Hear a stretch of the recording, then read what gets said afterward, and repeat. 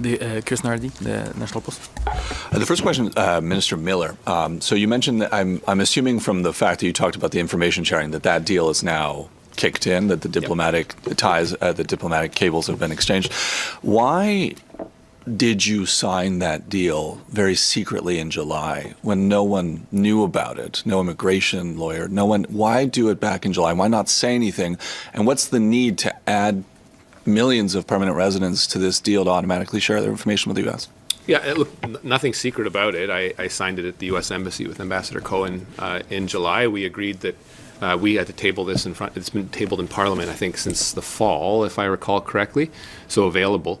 I think we saw it mostly as an operational adjustment. It's something I think is important, sharing information on permanent residents traveling across the border allows for a managed flow of information on both sides. They do the same for us, so we get to do security assessments and whatever assessment that we need to do on a person coming in. So I think it was in our mutual interest. I think a number of reasons. Why didn't I do a press conference after having signed what I think is essentially a bit of a nerdy agreement on like what data gets shared with the U.S. for controlled migration flow? A lot of people. Yeah, sure, but I think if people want to travel the border,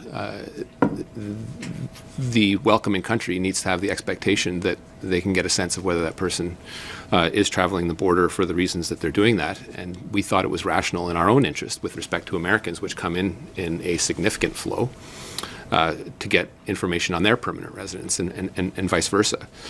So the right thing to do, we tabled it in Parliament and thought it appropriate to talk about it in the context of other measures that we are taking, for example, the ones that we are taking currently. I think a lot of people have accused this government of doing press conferences sometimes about things that are minor in nature.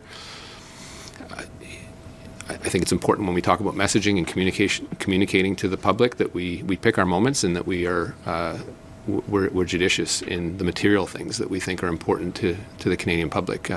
This is important, but as part of another set of measures in securing the border that has been in the current administration's interest, but also in our administration's interest.